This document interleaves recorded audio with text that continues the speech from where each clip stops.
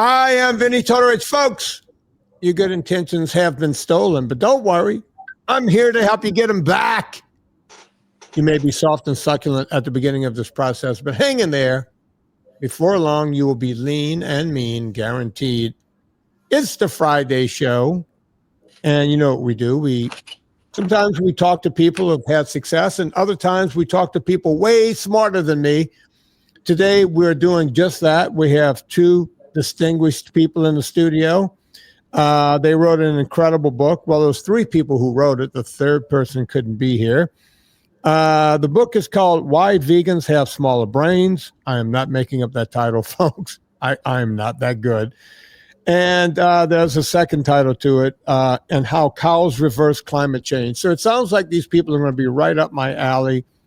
Please help me welcome Dr. Anita Tagore and also Dave Ellis. Yeah.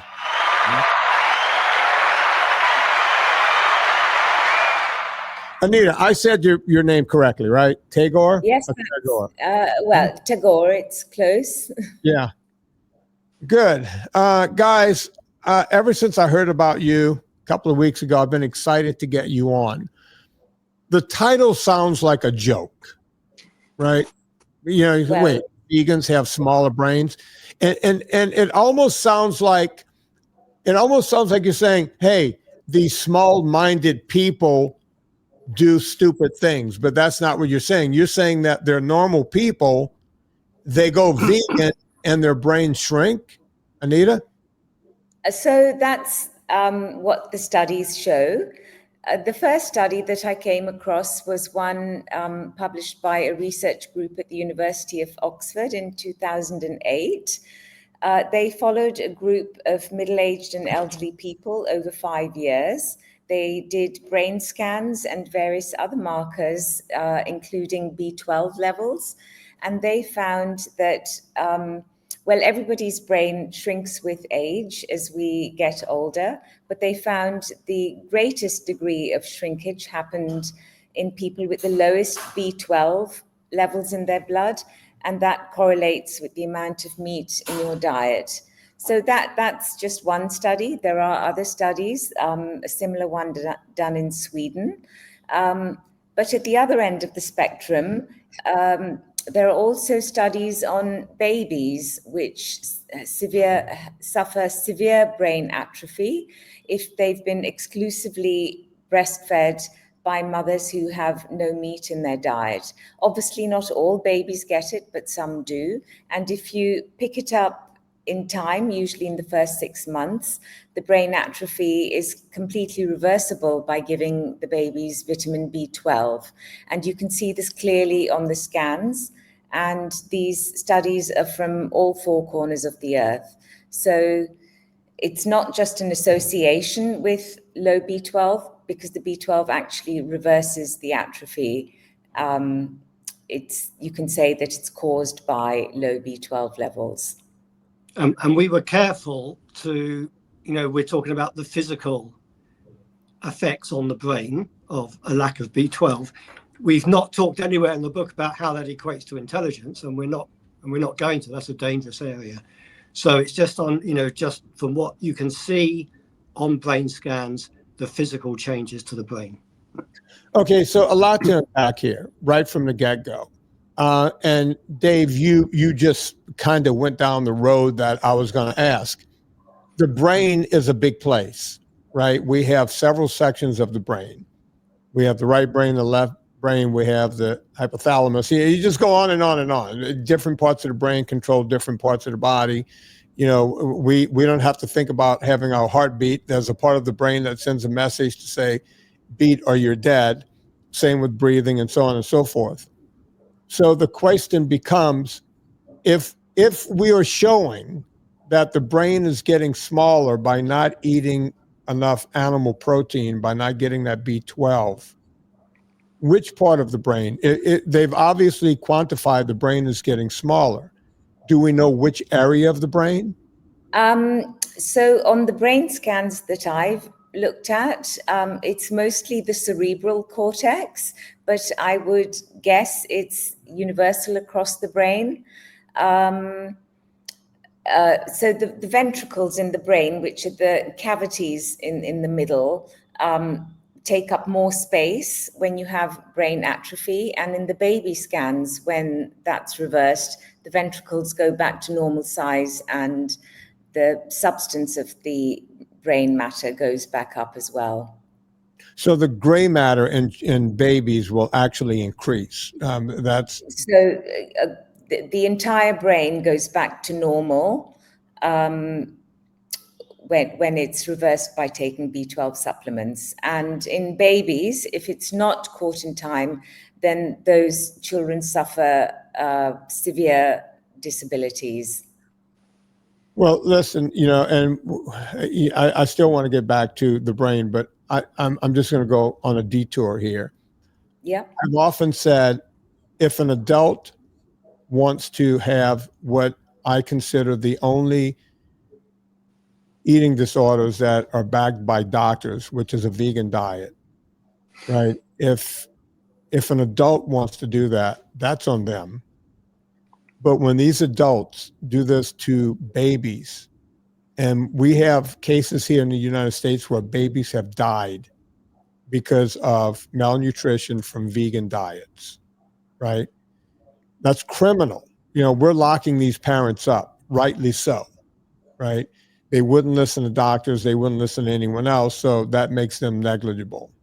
Ignorance is not an excuse for killing your baby by not feeding them the right nutrients. So in Belgium, they've actually issued a legal statement to forbid parents from inflicting a vegan diet on their young children. I love the term inflict because it needs to be that hard. We can sit here and laugh about it, but, look, we use a lot of hard words now for nothing, right? Like if you tell someone something they don't like, they'll say, I'm triggered by that, or I'm this, I'm that. I love that, government is coming in with the hard words too. You've inflicted. Well, maybe I haven't phrased it exactly as they have, but that's what it should be. That I mean, look, when a child, if I'm going to do what they do. If one child dies, we were doing that during the pandemic, right? We were trying to get 0 deaths out of the pandemic. If one 90-year-old man dies, then we need to shut down all schools, right? I like that we're going hard in the paint on this, inflict. I like these words used for this because, like I said, if you're idiot enough to cut out the main macronutrients that you need to live, and micronutrients, because vitamins are micronutrients, then good luck, right? Yeah. Good luck to you. But when you do I think part of the problem is that people might not realize how deficient a vegan diet is. Well, no, they don't, Anita. And here's the deal. And now we're off and running, and I knew we would be. And I want to get back to the brain thing in a second. When I've been in the space helping people with diet and exercise for well over 40 years. I've only done one thing in my life. I wasn't something else trying to become something else. I'm an exercise physiologist and a nutritionist. And I've been doing one thing with my degree since I left Tulane University back in the early 80s. And the one thing I've seen with vegans, so if someone is eating a crappy American diet, right? They're eating junk food on top of junk food and they want to do better, right? And they hear vegan, and vegan sounds healthy because the word vegetable is right in it, right? It's you're just eating vegetables. How can vegetables be bad for you? I don't think vegetables are bad, right? I'm not one of those people that think that if you eat broccoli, it's going to kill you. And I know I saw you shrug that off because some people are like, well, these vegetables are out to kill us. I don't believe that, right? Even though I don't eat a lot of vegetables, I live in dietary ketosis and it works for me. But I don't think eating cruciferous vegetables are going to kill anyone. I really don't. Well, people with autoimmune diseases might Well, not tolerate again, vegetables. again, we're going to go down. We're Okay. going to go down highways that you don't. We might be here all day, so plug in, kids, sit down and enjoy. When people go on a vegan diet, when they're eating a crappy diet, they feel euphoric, right? I've had friends. They started with, oh, I juiced for a whole week and I felt euphoric. Yeah, of course you're feeling euphoric. Number one, you're not eating high processed foods anymore. You're clearing that junk out, right? You are getting something that's healthier than what you were doing before. And then you go into this vegan thing, right? You start eating, pasta's on the table, rice is on the table. Of course you're going to be enjoying that stuff, right? It tastes good. And for the first 2 or 3 weeks or a month, you feel amazing, but then you stop feeling amazing at some point. So instead of going, wait, maybe this wasn't the right thing to do, what I've noticed people doing over the years is they double down on their veganism. They try to become more vegan. So it's like, well, I was feeling good. Now I'm not feeling good anymore. Now I'm feeling sluggish and I'm not getting good sleep at night. And it looks like I might be gaining a little weight, right? Let me double down on more rice, more pasta, more soy, which is probably the worst thing you could put in your body. And that's what I love about vegans. They talk about GMOs, but all soy comes from Monsanto. 98%, 94% of the soy around the world comes from a company that made Agent Orange back in Vietnam. So we have all of these problems, right? And they start doubling down until they can't take it anymore. Case in point, are you guys familiar with a woman named Lear Keith? Yes, she wrote The Vegetarian Myth. Yeah, and she was in my movie. She was in one of my. Lear's been on this podcast a half dozen times. I had her in Beyond Impossible, my third documentary. She puts it better than anyone else. She kept being a vegan until she couldn't even really get out of bed anymore. And this woman was growing her own food and doing all this crap and doing everything, and realizing that in order to grow food, something had to die, right? She had been a vegan for like 25 years. Her teeth were falling out, her hair's falling out. She couldn't remember the last time she had a period, just all these things. And then one day she just said, I'm going to eat a piece of meat. I'm just going to eat a piece of meat, and almost instantly felt better, right? So we have these cases. I don't know if you guys know Dr. Ann Childers, medical doctor. No, You I got to look don't. this woman up. By the time she was 45, she had to hire someone to be in her house to tell her where her dishes were. She didn't know which cabinet to open anymore to find a dish or a coffee cup. She had to put labels on her cabinet. And this is a woman that was going to work as a doctor and couldn't remember which cabinet to open, but she just kept doubling down on veganism until she couldn't feel straight anymore, until one day, with her teeth falling out, literally, her hair falling out, she said, what if I just eat a hamburger? What if? Right? Yeah. And it just changed her life. So I went off on these tangents. I want you guys to come back to the brain. So one of the things about, specifically about B12, of course, is that your body, your liver has a supply, stores B12, has a supply for about 5 years. So even if you stop eating meat, switch to being vegetarian or vegan or whatever, you may not, some of those bad effects that you've just been describing won't happen immediately. They'll creep up on you. So yeah, you might feel good. You've made a decision. You've adopted a lifestyle. You feel good about it. You will feel good for a while, but your body will catch up. It may take years, but it isn't going to be good for you in the long term. Yeah, I couldn't agree more, Dave. Allison, and in terms of the brain atrophy, it's actually the rate at which your brain atrophies that matters more than how much it atrophies as you get older. From your 20s onwards, it's about 1% a year. From your 50s onwards, it's about 2% a year. And later in life, it might be more rapid, but it's the rate at which it happens that matters. And it's the rate that's quicker in people with less meat in their diet. Let's get away from the book for a second. Let me ask a different question, because the audience is going to want to know. I've been proving that, just like the brain atrophying, sarcopenia takes place, right? And I've been proving that you can, doctors will tell you there's absolutely nothing you could do about sarcopenia. It's going to happen. It starts happening in your early 30s. By the time you hit 85, you've lost half of your body weight and muscle. But there's a but in there. But you can slow it down severely if you lift heavy things, if you stay on your feet, if you do certain things.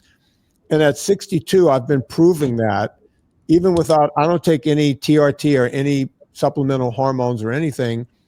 And I've been able to keep a fair amount of muscle in my body to where people think, oh my God, he must be taking TRT, right? And this year, I've actually made it a point to even put more muscle back on my body. So there's no way to stop sarcopenia, but you can definitely retard it to a degree where you can make it past 75 or close to 80 before you fall off of that cliff. What about the brain? Can we do things to retard the effects of atrophy in the brain? There has been at least one study which shows that changing your diet can slow down brain atrophy. But interestingly, in older people, if you have adequate B12, but if you don't have enough DHA, which is a type of omega-3 fat, then it doesn't seem to make a difference. You need to have good levels of DHA and B12 to slow down the brain atrophy.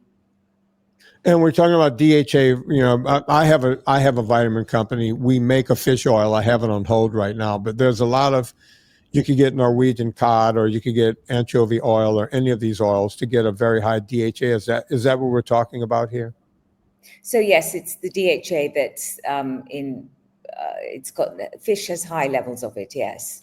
Okay. My wife and I, we could be way wrong about this. She's a year older than me. She's 63. We believe in, doing, word gymnastics, puzzles, doing things. I famously built a kayak. I did something I didn't know how to do, worked with wood, right? And I got with one of the top kayak builders in this country. And we built this beautiful kayak. I learned to do something with my hands that I had no knowledge of the day before I walked into a shop, right? So am I right in thinking doing things? Challenging yourself, yes, I'm sure it does make a difference, yeah. And what about physical exercise, aerobics, anaerobics, what have you? Anything? I'm sure you know more about that side of things than I do. I just know what I've read in the media. I haven't actually taken an interest in exercise. And I mean, I personally do weights at least twice a week and some kind of aerobic activity 3 or 4 times a week. So yes, I mean, obviously it does matter. Well, we do know I'm not that a specialist in that. we know that having kids play on the playground and getting them exercise in those formative years, we do know that increases, they're smarter in the classroom when they exercise more. But I don't know of any studies to show that you increase brain matter in any way or retard the effects of atrophy on the brain. I don't know if those studies have ever been done.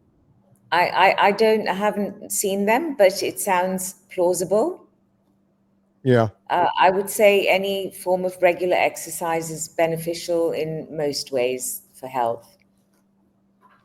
Well, yeah, I think we can all agree that exercise is always the way to go. Yeah. So let's get into the book just a bit, right? Chapter 1, you guys talk about, you found Gary Taubes, right? Who found Gary Taubes and read his, because Gary's a good friend. Gary's been on the show over the years more than anyone else, right? So that was the book that actually started my journey into researching nutrition. And actually, it was a patient who gave me the book, a patient who looked very healthy but had a high cholesterol level.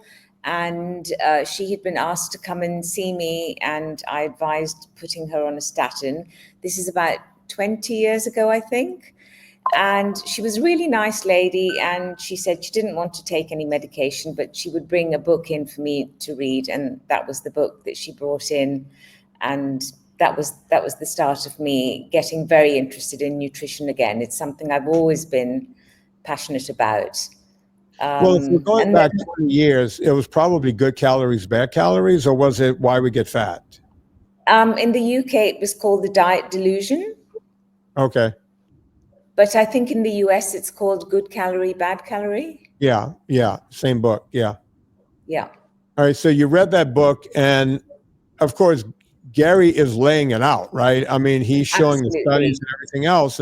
It's kind of, I told Gary hates that I say this, but it's the most boring book he's ever written. But for science geeks like you and me, it was a fabulous book. I tell people skip right ahead to why we get fat and what to do about it, because it's the Reader's Digest version of good calories, bad calories, right? And it's actually way I more. couldn't put it down. It was a real page turner for me.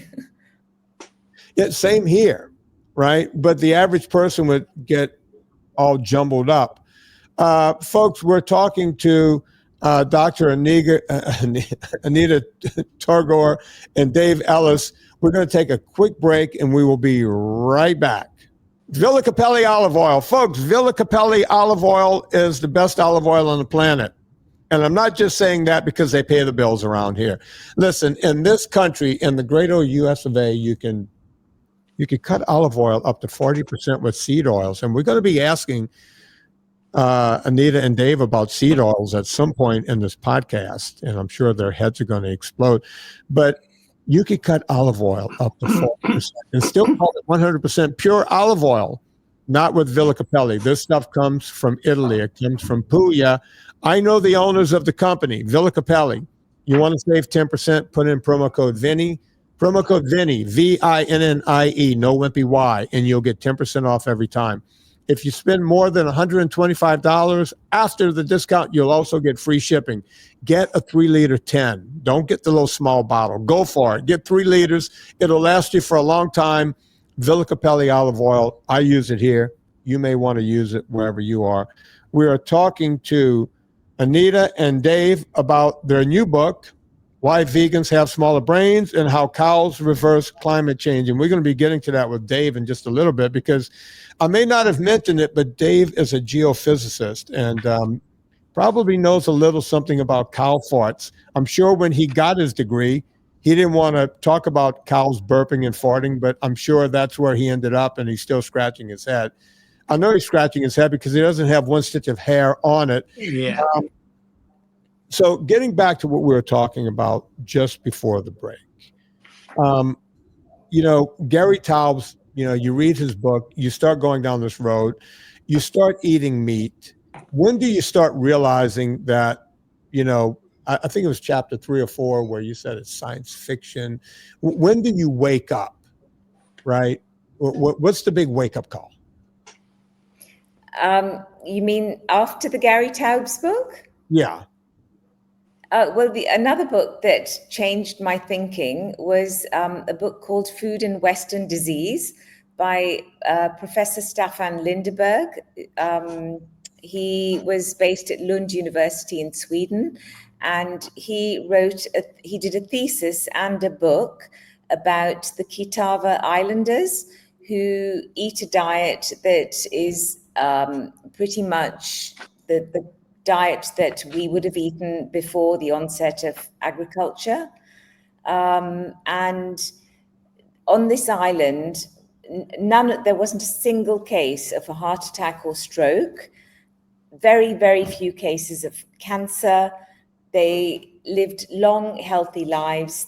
When they got to old age, they died in their sleep without any disability.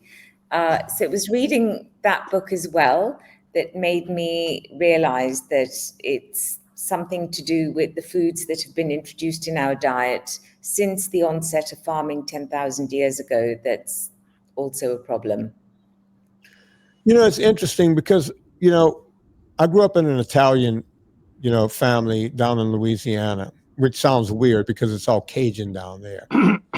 And we all stuck together, right? The family. So I knew all of my great uncles. So all of these guys were born in the early 1900s, and there were a lot of them, right? My grandfather had 11 brothers and sisters.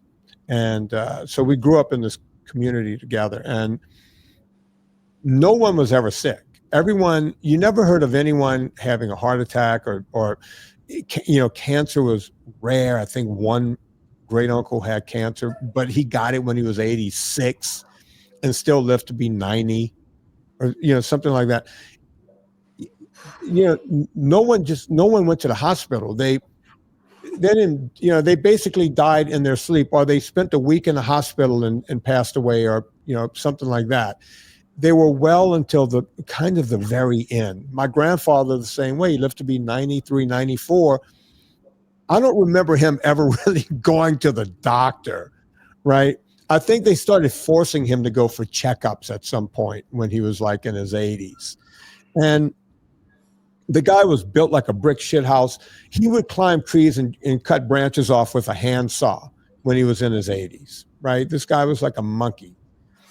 And I'm sitting there going, okay, my dad, who's one generation removed, who started eating processed food and junk, and my mom, they both got heavy. They both gained weight. By the time they hit their 50s, they were sedentary.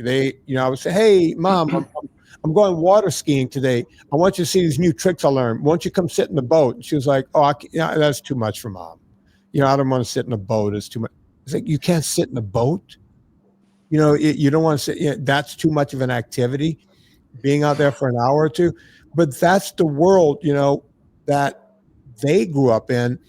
And the only reason I didn't eat the way they did was because I've always been this freakish health nut. I was always considered the crazy guy in my family. All of my brothers are morbidly obese. I have 3 brothers. And they all have, I've had cancer twice. But when they have cancer, they've had a rougher time, right? We grew up in Cancer Alley down in Louisiana with all these industries. So your brothers aren't inspired by you to change their way of eating? Exactly the opposite. They almost thumb it, it's almost thumbing it in my face. We're not like you. We can't, you hear all the excuses. I'm not going to spend all that money on food just so that I can look good. For them, they think that I'm vain and I just want to look good, right? I'm not going to spend all that money on food just to look good. Or I don't have the time or the luxury to go to the gym, right? You must save on medical bills? You would think, and my sister-in-laws and everything, everyone's running into trouble now because everyone is between 55 and 63. And, there's emergencies to the emergency room, and we think this one had a heart attack and that one had, but it's too late for me to go, I told you so, right? Nobody wants, I love these people, right? Mm. I'm not going to come in when they're in the hospital wagging a finger going, I told you this was coming. I feel for these people and I want them to do better, right? And now they're going down other crazy roads like Ozempic. Right. That seems to be where everyone is. Oh, wait, I can take a shot for this now? No, you can't. No, you can't. It's not. We're going to look at Ozempic. Look, hang on, guys. I'm on my bandwagon now. Debbie, get ready. We got an Instagram coming up. Let me get my glasses off. I yelled about sunscreen and told people for years, going back to the 1980s, that sunscreen is not healthy for you. You can't put a chemical on the biggest organ in your body and be healthy. Turns out I was right. Everybody's coming out against sunscreen now, okay? Listen to me when I talk about GLP-1s. We are not going down a good road with GLP-1s. I get it. You're losing weight right now. Just like with sunscreen, you didn't get sunburned, but now you have other problems. Think about that and stay motivated. Sorry, guys. Sometimes I have to do an Instagram right in the middle of the podcast. But that's where we are. What say you, Dave? Yeah, I mean, I'm reminded of is it Wendell Berry's quote that I can't remember quite how it goes, we're fed by the food industry that pays no interest in health and treated by the health industry with no interest in food. And it's amazing that we still have these medical interventions like statins, like what we were just talking about, I've forgotten. Ozempic, statins, and so on, to treat what is something that is wrong with your diet. And, we wonder, we've asked people, I've asked Anita many times, why does that happen? You're the one with the doctor's background. And he says, because that's what people are taught at medical school. They're taught the high-end stuff, not talk about the basics of the impact of diet on your health. And I just can't understand. Well, it's a fad. It sounds like a fad. It sounds like, what a great idea. We can just take a pill, have an injection, that's going to fix everything. And it seems like it's just, that's not the right approach. Fix your diet. That should be the first point. If that doesn't work, try something else. But the first question the doctor should be asking you is, what are you eating? And how much of it? But the trouble is that what we're taught in medical school, well, I don't know about now, in the 80s, what we were taught was conventional thinking, which is wrong. And in fact, that's exactly how one section of the book is structured. And that was Dave's idea, to turn the food pyramid upside down. We got the idea from a South Park video where Cartman talks about the food pyramid and says it's the wrong way around. So I'll let Dave tell you about that, because he structured that part of the book. Yeah. So in the US, you have the food pyramid. Do you still use the food pyramid? Well, they're trying to move to a new system, which is actually, my friend Anita Tagore has been yelling louder than anyone else. But when I did Fat, a documentary, the first movie, I mentioned that on the bottom of the pyramid, there are 11 servings of grains right on the bottom, and you go one level up and you have X number of fruit, and 5 servings of fruit and vegetables, but they don't tell you what a serving is. So before you even get to the top of the pyramid, you have, I counted it up, I think it's 21 servings of straight carbohydrates before you get any animal protein in your body at all. And then they tell you to limit that to a couple of ounces, not per day, per week. It's pretty crazy, right?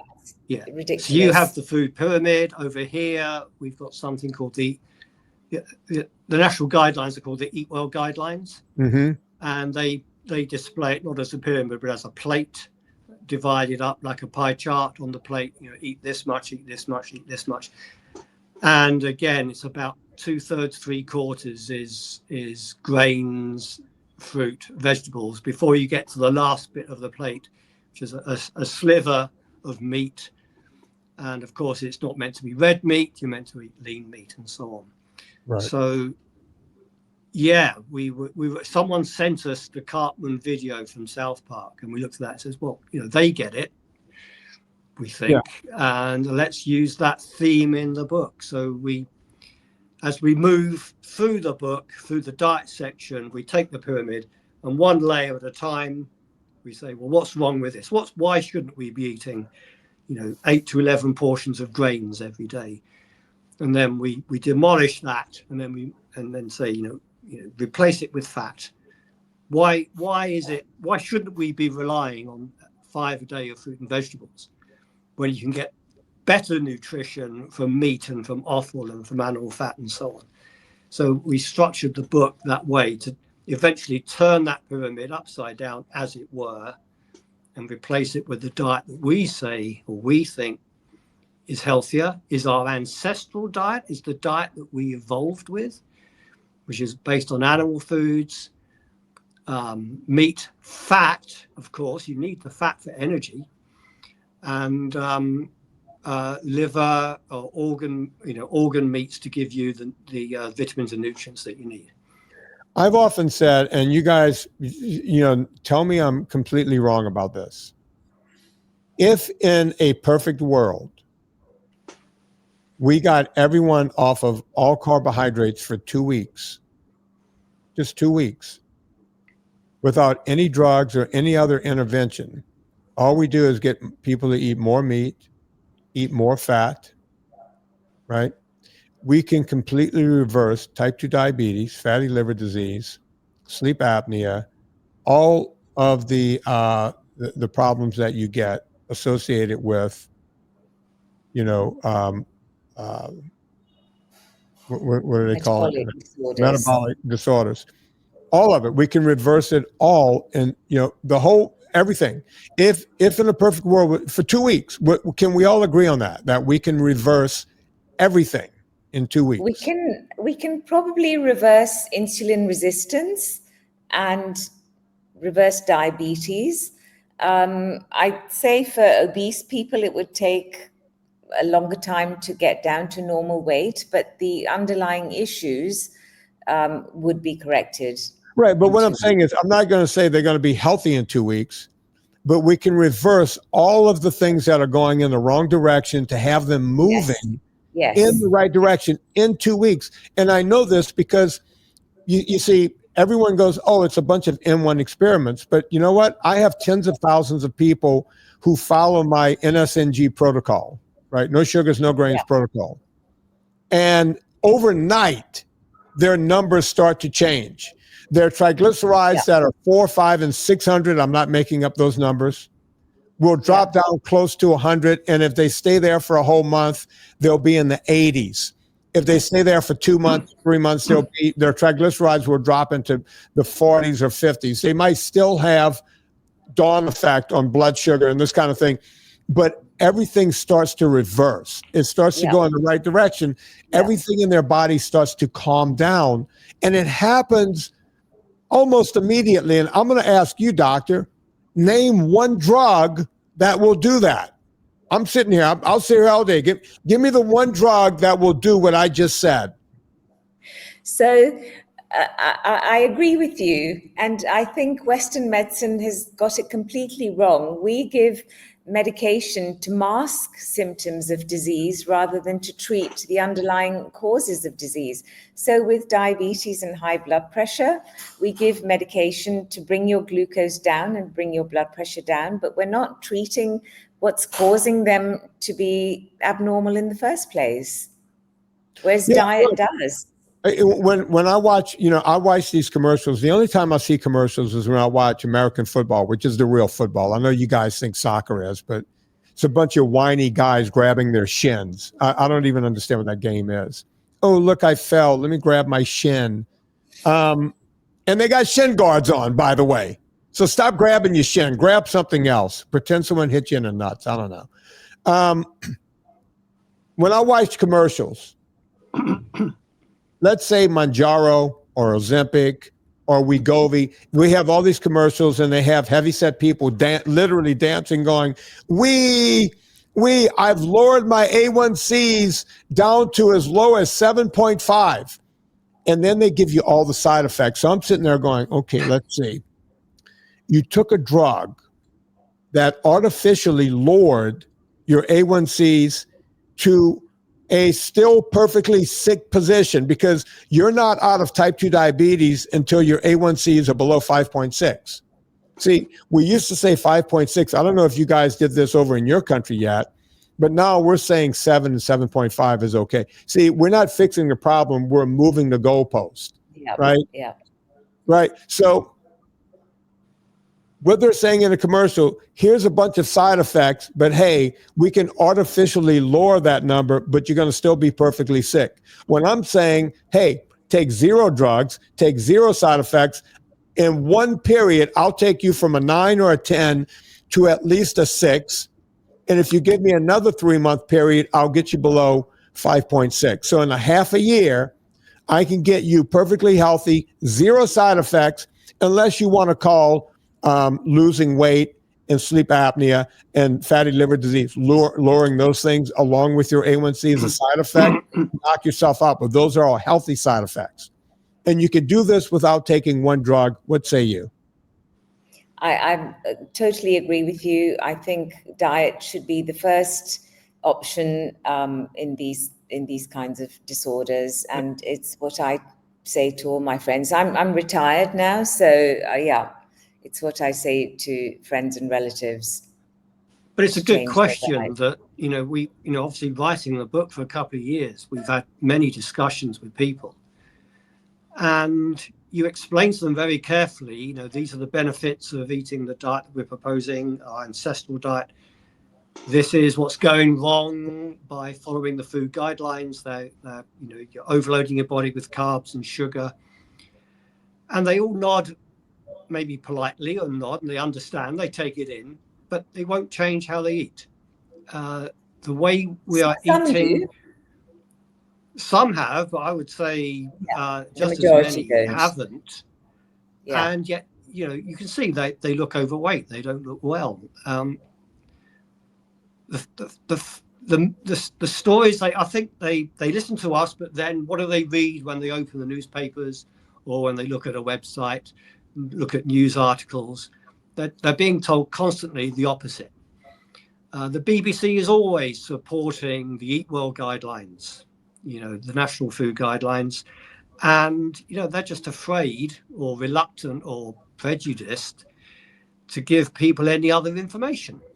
Well, and anyone that does gets heavily criticized. We had Zoe Harcombe and Malcolm Kendrick in the United Kingdom were libeled by one of the national newspapers. They were saying we shouldn't, I think it was about statins or something. Right. And, you should be doing this. And they were labeled as heretics by the paper. They won their case. It was settled this year. That's the attitude, is that there's just this huge resistance that no one can believe that we're being misled by official guidelines.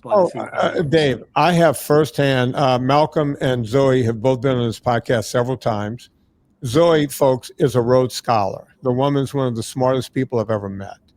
Malcolm and I had the distinction of being kicked off of Wikipedia on the same day. If you don't think this stuff runs deep, right? Malcolm and I kicked off of Wikipedia. They just removed us, saying these guys are heretics and they're crazy, and what they're saying is harmful, right? Can you imagine telling people to eat a clean diet? Right, my good friend Tim Noakes, two trials. They waste millions of dollars over in South Africa on Tim Noakes because he had the audacity to tweet out to a mother that she should give her toddler meat and vegetables. That's what the trial was about. Yeah, I know. Malcolm Kendrick is doing nothing but the Lord's work, and he's the problem. But you see, the BBC is compromised, just like the media here. MSNBC, CNN, they're all compromised. They're all taking money from big pharma and big food. And they can all go, well, Vinnie, you're wrong. We're listening to Harvard. Guess what? Harvard, the Tichan School of Medicine, is compromised. You ever looked into who Tichan is? It's a Chinese company who gave billions to Harvard, right? So they're compromised. Whenever in this country, whenever you see any study that came out of Harvard or Minnesota University, which is the university that Ansel Keys was at, or the Cleveland Clinic, anything that comes out of those places, compromised every single time, right? If I see Harvard study on CNN, people go, Vinnie, what about this? Look into this. Don't have to.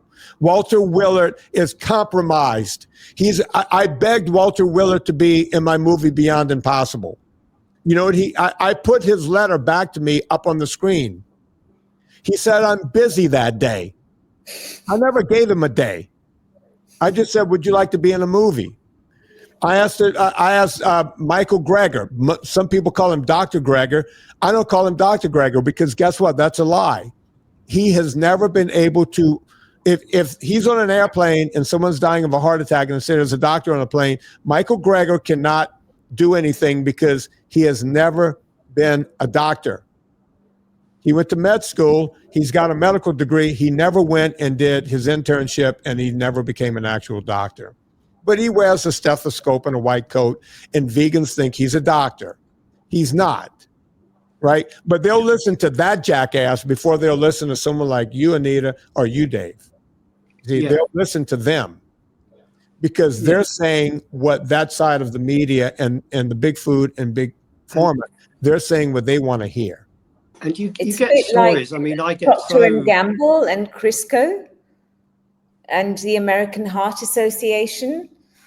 I don't know whether you know, there was a time when the American Heart Association wasn't very well known and didn't have much power.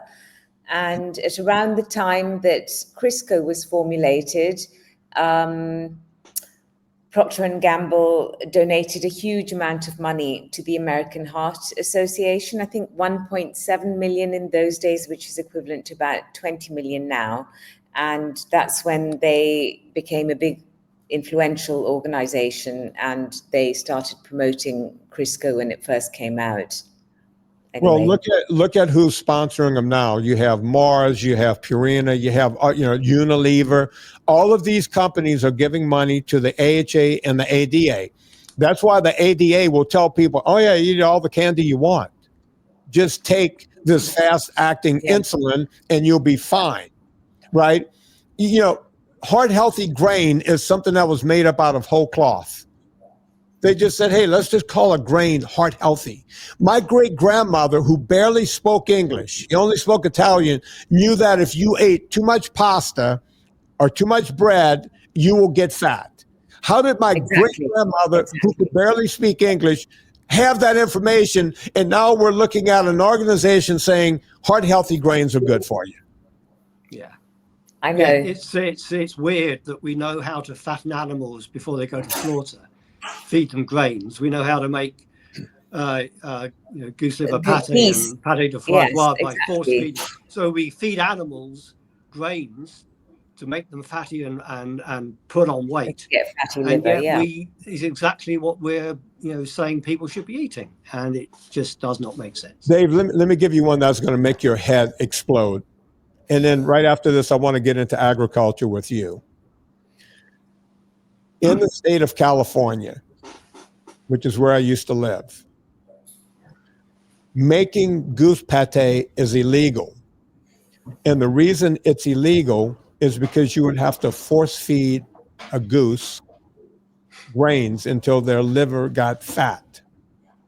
Yet, all they serve kids in the public school system throughout California is sugars and grains. So what's illegal for an animal in California is perfectly legal for a human being, especially a kid. Yeah. Makes zero sense. Right? Totally.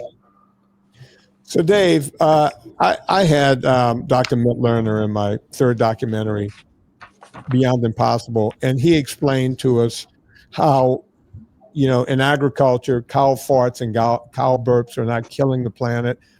I've often said, if you're going to get rid of that ruminant, well, we got to look at Bambi because that's a ruminant, and we got to look at every other ruminant on the planet. What say you? Yeah, cows get a bad press, and it's literally the media just doesn't understand, and almost all the stories you hear on this side of the Atlantic is about how cows are destroying the planet by belching methane and so on. And you think food has gone foobar. Well, so has the story about farming. It's just completely back to front. So it's one of the things that we emphasize in the book is, and we wanted to make it, we gave it that long title because we didn't want it to be just a diet book that says, you should be eating this, because so many diet books tell you to eat this, that, or the other, and don't pay any attention to how you're going to farm it. And if everyone on the planet started eating that way, you're going to have to think about that. And we didn't want it to be just an environment book, because many environment studies, they come up with conclusions. Usually we shouldn't be raising livestock because of all the methane. Well, hey, what are you going to eat instead? If you're not eating meat, you're going to be eating yet more carbohydrates, vegetable oils, fruit and veg, and so on. So, you're trying to worry about the carbon footprint, but you haven't got a clue about the health footprint of what you're saying. So that they're linked. Diet and farming are linked. They should be linked. And the diet that we propose, the sapiens diet, the ancestral diet, meat, fat, and offal. Not only is it healthy for people, it's healthy for the planet. Because actually, livestock farming isn't bad. And what everyone misses is that the real culprit, when it comes to damaging the environment, damaging soils, killing animals, is actually arable farming and crop farming. So let me just say, I know Alison. We need to just point out that we don't agree with intensive feedlot farming of livestock. What we're proposing is cows out on pasture, ideally regeneratively farmed. Right. And I know that there was a third author on this book, Allie Morgan, and she's an agricultural person. Yeah. She couldn't be here today. But I've had agronomers on the show before, and they talk about how we need cows to be on grassland to regenerate grassland. Yeah. And Frank Mitloehner can show you models that show that, cow gas, ruminant gas, is not the same as the other stuff we're spewing into the atmosphere from cars and everything else. And that. So we've been wondering how do you get this point across to people? Because they think that they're constantly told cows are ruminants and ruminants produce methane, and methane is a greenhouse gas. Therefore, cows and ruminants are bad news. One way I think about it is, well, ask that person that says to you, aren't cows causing climate change? Then say to them, well, are there other animals that are making climate change? Are there other animals that emit greenhouse gases? And of course, it's a trick question. Right. All animals breathe out carbon dioxide. Carbon dioxide is a greenhouse gas. So are you causing climate change by breathing? In the course of a year, you'll breathe out 1/4 ton of carbon dioxide. 8 billion people on the planet, that's 2 billion tons of carbon dioxide. And I think this is right. That's equivalent to 5% of global emissions. So you are breathing out 5% of what we're all worrying about is causing climate change. But of course, what you breathe out doesn't matter because it's part of the biogenic carbon cycle. You're breathing out carbon that you've burned, and you've got that carbon from the food, and the food came either from plants that you've eaten or by eating animals that have eaten plants. And where did the plants get the carbon from? They took it out of the atmosphere by photosynthesis. So it's a cycle. It's a zero carbon into your body via plants, then out again, and then in again, and then out again. You're not causing climate change. Cows are just the same, except it's a slight variation. There's some methane involved, but the methane breaks down into carbon. So every belch of carbon from a cow is offset by the breakdown of a belch's worth of carbon in the atmosphere. So you cannot say cows are causing climate change because they belch methane. It just goes back into carbon, goes back into the plants, goes back into the animal, comes back out again. It just goes round and round, just recirculating carbon. Dave, let me ask you a question. Actually, there's a net effect of carbon going into the soil.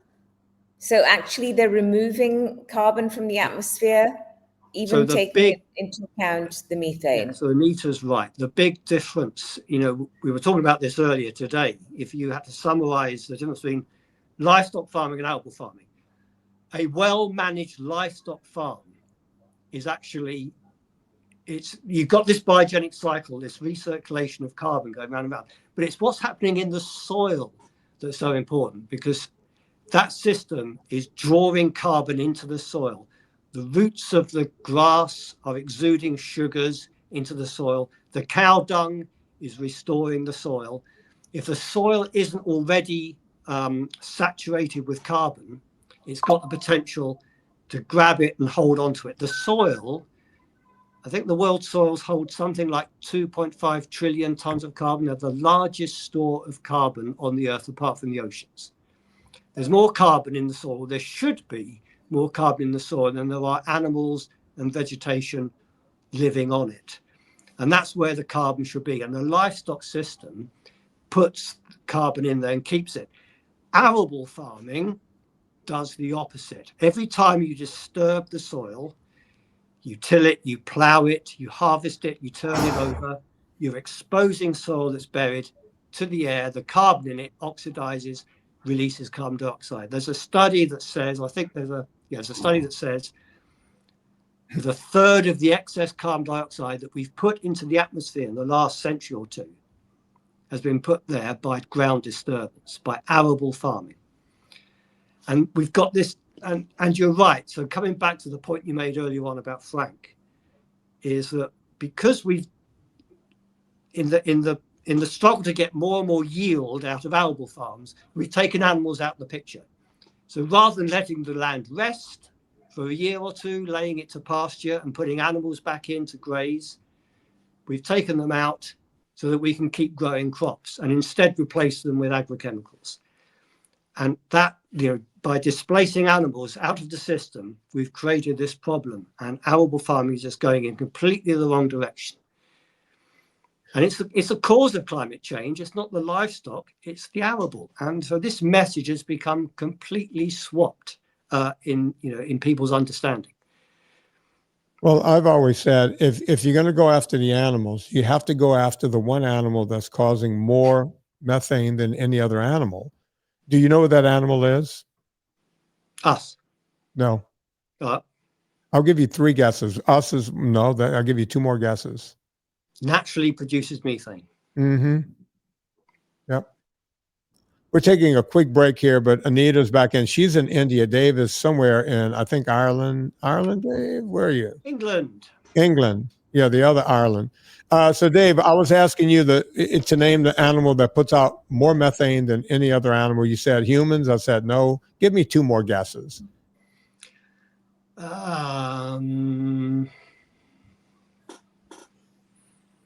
Bears. Did you say bears? Bears. No, let's try No. more. Bees. Say again? Bees. I give up. You got closest with bees. It's actually termites. Oh, Yes. I had a feeling it was termites. Termites, think of the number of trees on the planet, the number of termites, and they put off more methane than any other animal. And we're not going after termites, right? So, and by the way, that's also a zero-sum game because it works within the ecosystem of trees and everything else. It's the same. That's what made me think about it. It's the same thing you were talking about with the carbon in the ground. You guys are both, you look like you're about my age. So you guys will remember back in the 70s when I was a kid, all of a sudden, the hippies were around, early 70s, and they were going, hey, man, if we don't change our ways, man, in 10 years, we're going to be in an ice age.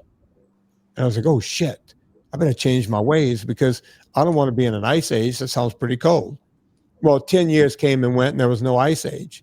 Then the 80s came.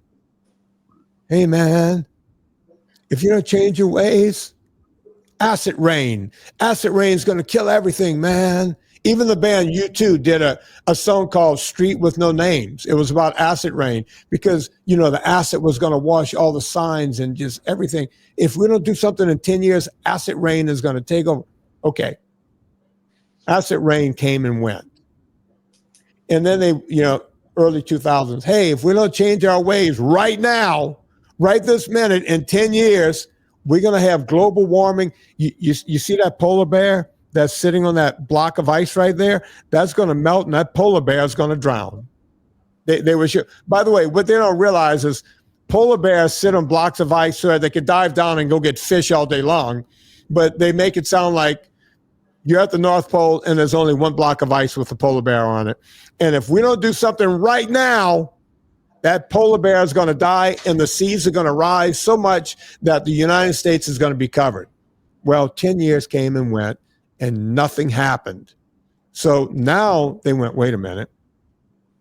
We told them they were going to freeze. We told them that acid rain was going to kill them. Then we told them they were going to get so hot they were going to die from heat. None of it happened. So what do they call it now? Climate change. See, they finally got to something that we can all agree on, because guess what? And Dave, you know more about this than anyone else. What keeps changing in the world? The climate, right? We go up and down by 3 or 4 or 5 degrees. If you can go back to the beginning of the Farmer's Almanac, which is what I look at, and we haven't changed one bit, right? It goes up a little bit, it goes down a little bit, it goes up a little bit, and it's been doing that throughout the ages. Dave, what say you? Am I wrong about my thoughts here? Yeah. No, you're right. I mean, there's lots of factors that impact climate, impact global temperatures. And we are still technically living in an ice age because there's still ice at the North Pole and the South Pole. At the moment, we're in an interglacial. So, 10,000 years ago, the glaciers, or 20,000 years ago, heavily glaciated. They naturally, even before, this wasn't our doing, they started retreating. So now we're in an interglacial, still in an ice age. The Earth has been a lot warmer than it is now, by 5 or 10 degrees warmer than it is now. And there's no ice at the North Pole, there's no ice at the South Pole. And then you're not in an ice age. In fact, for most of Earth's history, it's not been in an ice age. There hasn't been ice. So we're now still living in quite a benign, epoch where there is, the temperature and the climate is okay. But we shouldn't be complacent. Carbon dioxide levels and methane levels have been rising for 100 years or so. It's probably to do with the Industrial Revolution, burning of fossil fuels. So that is within our control.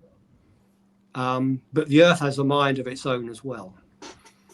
And by the way, the fact that, again, that's one of those things, fossil fuels. We're not burning fossil fuels.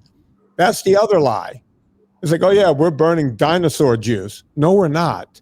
We went way past that. We're drilling 4 and 5 miles below the surface to get to oil. That's not dinosaur juice. Would you agree, Dave? Well, it's stored carbon. It's carbon that's been stored carbon, under sediments. Yeah, exactly, but we're not. They're going, oh no, this is all the dinosaur oil. Really? No, we're not. We're way it comes from different ages, different periods of the Earth's history. Yeah. Whether it's millions of years old, but right. But it's like the carbon that's in the soil is another reservoir of carbon. It's at the Earth's surface. If we are worrying about carbon dioxide levels in the atmosphere, getting past 400 parts per million and rising, and if I do worry about the carbon dioxide levels. Yeah, I do think we should do what we can not to make things worse than they are, if that's what we think we're doing. So fossil fuels is one thing, but an equivalent of fossil fuel is at the surface, what the carbon that's in the soil. And arable farming is like open cast mining. You're extracting that, you're allowing that carbon out. So right. if you're worrying about carbon dioxide, you should be doing far more. You should be worrying far more about how you manage arable farming, crop farming, than about cows farting or cows belching. That's not the big issue. And look, I grew up in southern Louisiana where there's a lot of oil rigs, right? It's all oil down there. And if you drive at night through Louisiana, you'll see these flames everywhere, right? There's a new show here called Landman, and they show the flames burning. That's the gases that gets released when you make a hole that deep in the earth. You have to release these gases into the atmosphere, and they have a big thing out there just burning it, right? Which always makes me think we could be using that too, but we have a problem with fracking and everything else. I don't know, what that is, but the bottom line is that we're burning off all these other gases into the atmosphere, right? That we could probably be using here on Earth. but I'm not sure why we don't. Right? I'm not sure Because why. it's cheaper than capturing it and using it. Yeah. So, there's always a bottom line, and the bottom line is $1. Folks, I can sit on this podcast and talk to you guys all day long, but that would be wrong to hold you for that long. The book, folks, you need to read this book. Each chapter tells you something different. I think it was chapter 15 or 16 where Dave comes in and talks about what goes on in the atmosphere. They talk about vegetable oils. They talk about junk food. They talk about the history and where it all comes from. Everything in this book you're gonna want to read, and we couldn't possibly get into all of it, but you're gonna love this book. So go check it out. It's called "Why Vegans Have Smaller Brains and How Cows Reverse Climate Change." Is this book on Amazon yet? Yes. Yes, it is. It's on Amazon.